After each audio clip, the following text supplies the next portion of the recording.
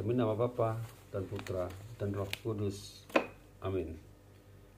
Selamat jumpa Bapak, Ibu, dan saudara-saudari sekalian yang terkasih dalam Kristus.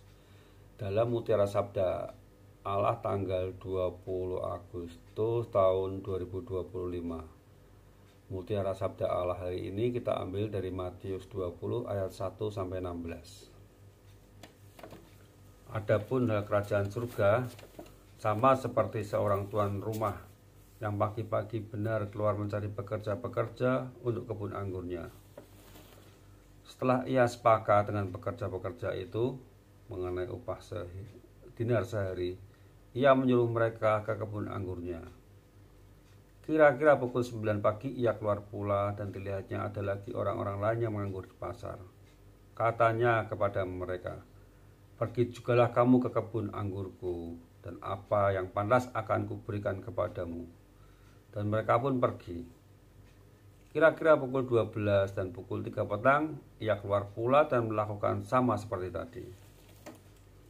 Kira-kira pukul 5 petang, ia keluar lagi dan mendapati orang-orang lain pula. Lalu katanya kepada mereka, "Mengapa kamu menganggur saja di sini sepanjang hari?" Kata mereka kepadanya, "Karena tidak ada orang mengupah kami." Katanya kepada mereka, "Pergi jugalah kamu ke kebun anggurku." Ketika malam, tuan itu berkata kepada mandornya, "Panggillah pekerja-pekerja itu dan bayarkan upah mereka, mulai dengan mereka yang masuk terakhir hingga mereka yang masuk terdahulu."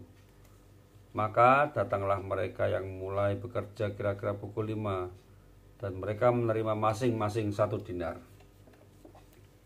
Kemudian datanglah mereka yang masuk terdahulu, sangkanya akan mendapat lebih banyak. Tetapi mereka pun menerima masing-masing 1 dinar juga. Ketika mereka menerimanya, mereka bersungut-sungut kepada tuan itu. Katanya, "Mereka yang masuk terakhir ini hanya bekerja 1 jam, dan engkau menyamakan mereka dengan kami yang sehari suntuk bekerja berat dan menanggung panas terik matahari." Tetapi tuan itu menjawab seorang dari mereka, "Saudara, aku tidak berlaku tidak adil terhadap engkau. Bukankah kita telah sepakat sedinar sehari? Ambillah bagianmu dan pergilah. Aku mau memberikan kepada orang yang masuk terakhir ini sama seperti kamu. Tidakkah aku bebas mempergunakan milikku menurut kehendak hatiku? Atau iri hatikah engkau karena aku murah hati?" Demikianlah orang yang terakhir akan menjadi yang terdahulu, dan yang terdahulu akan menjadi yang terakhir. Demikianlah sabda Tuhan. Terpujilah Kristus. Ini bukan perkara mudah, sebab sangat terkait dengan sifat dasar setiap orang, yaitu ego atau keakuan. Dalam hal ini, benarlah apa yang dikatakan oleh orang-orang bijak. Musuh dari utama setiap orang adalah dirinya sendiri. Prinsip utama dari kerajaan Allah dalam kemurahan hati adalah Allah yang murah hati, dan oleh karena itu ia dapat menerima siapa saja di dalam kerajaannya, sesuai dengan kemurahan hatinya. Murah hati pada gilirannya harus menjadi mutu hidup dari setiap orang yang menjadi penganut Kristus.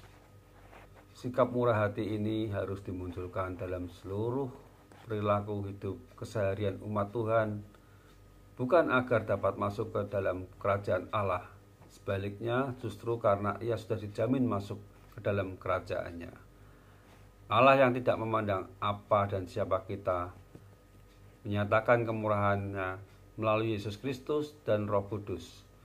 Dia memberi kita keselamatan dan berbagai karunia rohani.